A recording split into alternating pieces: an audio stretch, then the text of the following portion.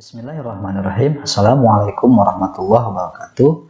Hamdan wa syukran lillah, salatan wa salaman ala rasulillah, amma ba'd. Anak-anakku sekalian, bagaimana kabarnya hari ini? Semoga sehat selalu ya. Dan mudah-mudahan kita selalu mendapatkan pertolongan dan perlindungan dari Allah Subhanahu wa Ta'ala.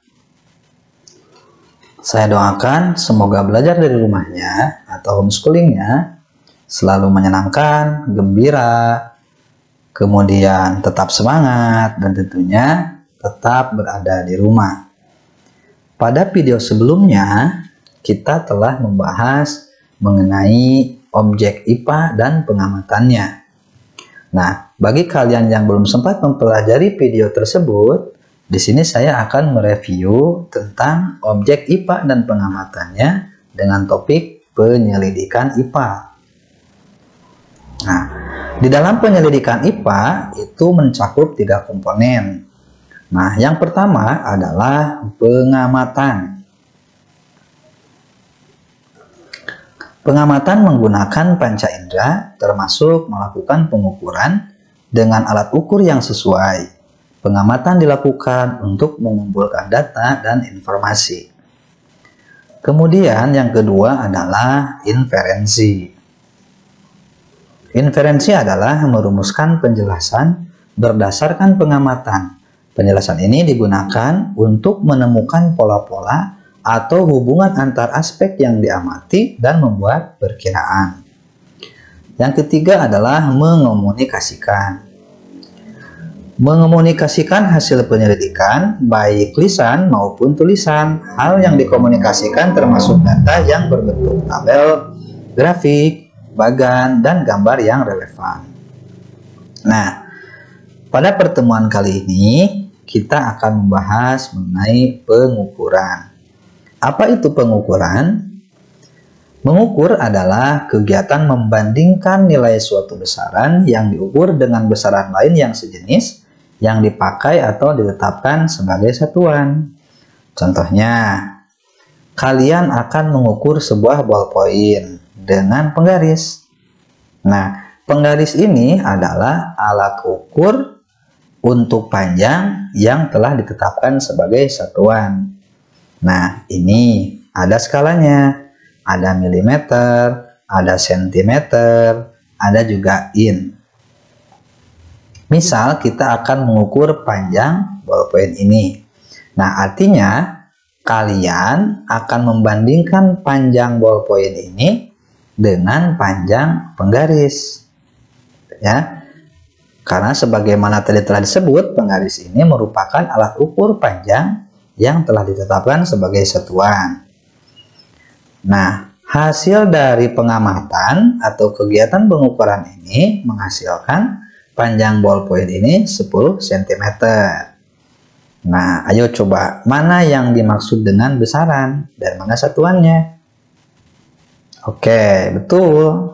Ya. Jadi, panjang adalah besaran dan sentimeter adalah satuan.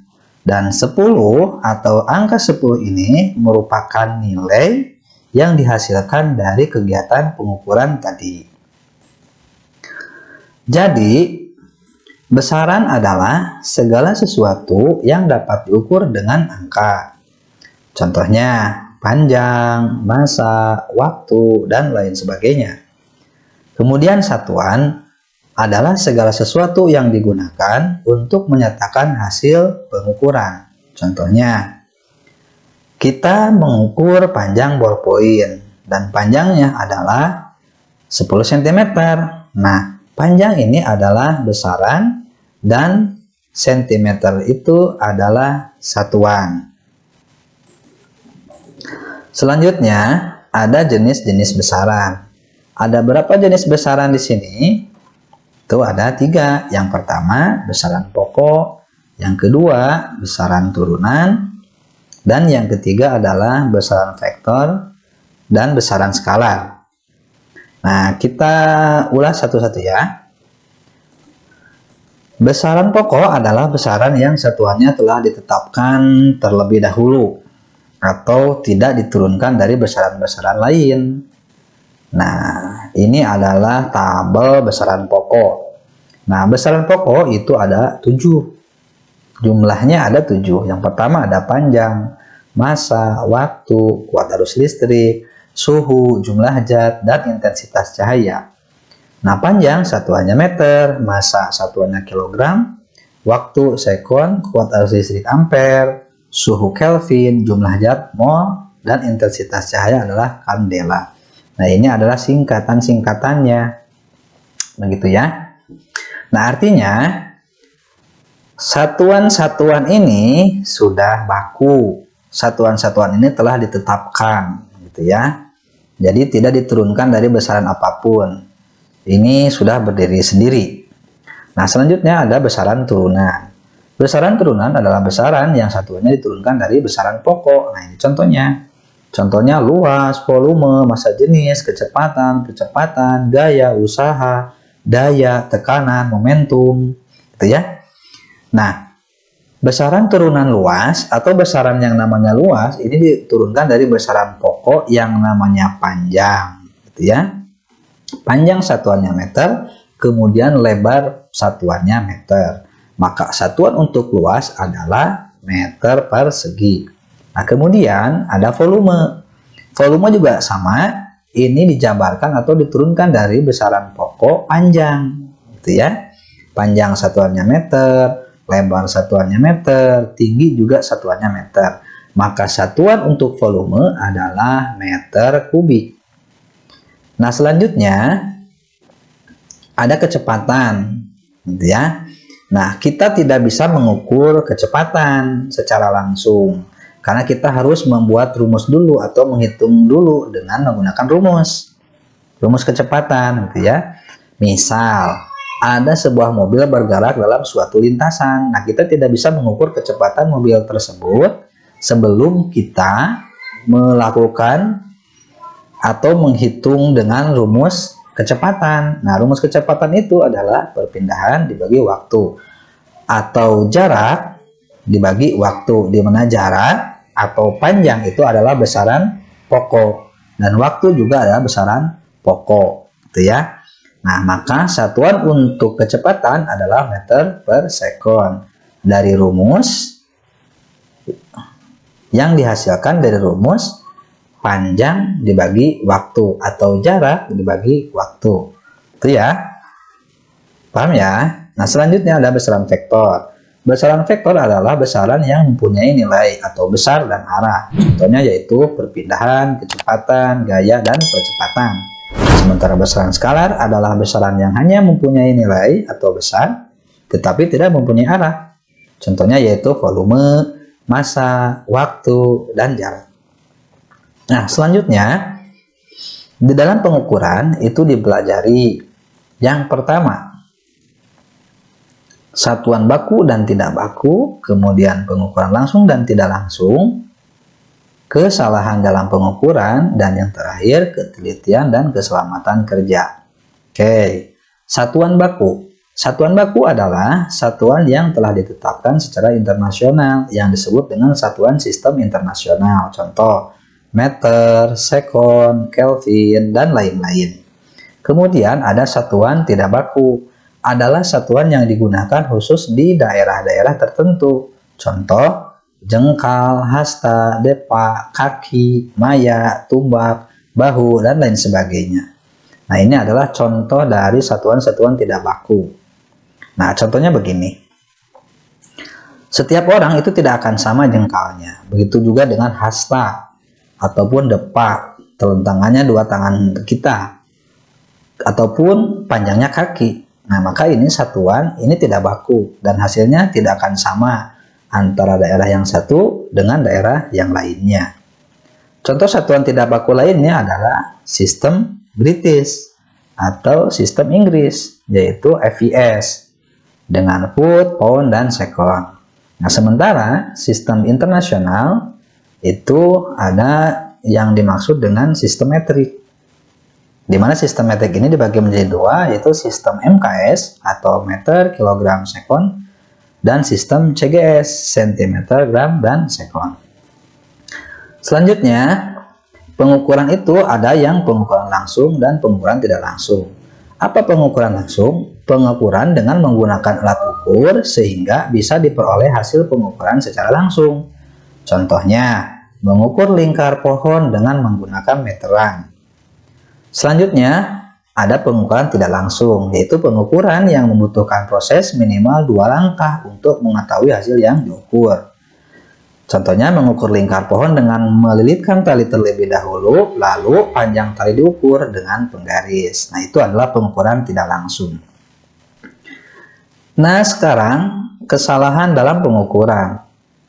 Apa saja kesalahan dalam pengukuran? Yang pertama, kesalahan sistematis. Ini adalah tabelnya. Jenis kesalahan sistematis ada kesalahan alat ukur, kesalahan manusia, kesalahan lingkungan.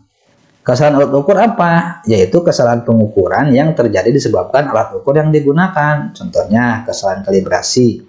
Kalibrasi itu adalah kegiatan menolkan sebuah alat ukur. Ya. Jadi alat ukur sebelum digunakan kita nolkan terlebih dahulu. Jadi supaya lebih presisi dan akurasinya tinggi. Kemudian penunjuk nilai 0 bergeser dari titik 0 yang sebenarnya. Pegas pada neraca pegas melemah sehingga menunjukkan angka oleh jarum menjadi tidak akurat. Kemudian yang kedua, kesalahan manusia. Kesalahan pengukuran yang terjadi disebabkan tidak mengetahuinya cara pengukuran yang benar. Contohnya kesalahan paralak, yaitu kesalahan pembacaan skala analog pada sudut yang salah. Jadi membaca skala itu tidak lurus, tidak tegak lurus dengan sudut pandang, sehingga akan terjadi kesalahan pengukuran. Yang ketiga adalah kesalahan lingkungan, yaitu kesalahan pengukuran yang terjadi disebabkan perbedaan lingkungan dengan waktu kalibrasi alat sehingga menyebabkan kesalahan. Contohnya, kesalahan saat terjadi perbedaan suhu, tekanan, kelembapan udara, atau percepatan gravitasi dengan kondisi sewaktu dikalibrasi. Yang kedua adalah kesalahan acak. Kesalahan acak adalah kesalahan yang terjadi karena kondisi lingkungan yang tidak menentu sehingga mengganggu kerja alat ukur. Sebagai contoh, gerak bauan pada molekul udara, fluktuasi atau naik turunnya tegangan listrik, dan draw atau noise elektronik yang bersifat acak dan sukar dikendalikan. Kemudian dalam pengukuran juga dipelajari tentang ketelitian dan keselamatan kerja. Nah, ketelitian pengukuran di berbagai bidang berperan penting dalam menjamin keselamatan dan kesejahteraan manusia. Contohnya, ketelitian perhitungan dan pengukuran seorang teknik sipil untuk mendirikan sebuah bangunan, serta ketelitian dan keselamatan kerja di laboratorium sekolah. Nah, selanjutnya kita akan mempelajari jenis-jenis alat ukur. Yang pertama, alat ukur panjang. Nah, alat-alat ukur untuk besaran panjang yaitu yang pertama adalah bistar atau penggaris, kemudian jangka sorong, roll meter, dan mikrometer. Selanjutnya, alat ukur untuk besaran massa, yaitu ada neraca Ohs digital, neraca Ohs 2 lengan, neraca Ohs 3 lengan, dan neraca Ohs 4 lengan. Kemudian alat ukur untuk besaran waktu, yaitu ada stopwatch, jam tangan, kemudian ada stopwatch analog, dan stopwatch digital. Kemudian alat ukur untuk besaran suhu, ada termometer ruang, kemudian ada termometer klinis atau badan, dan ada termometer gun dengan teknologi infrared.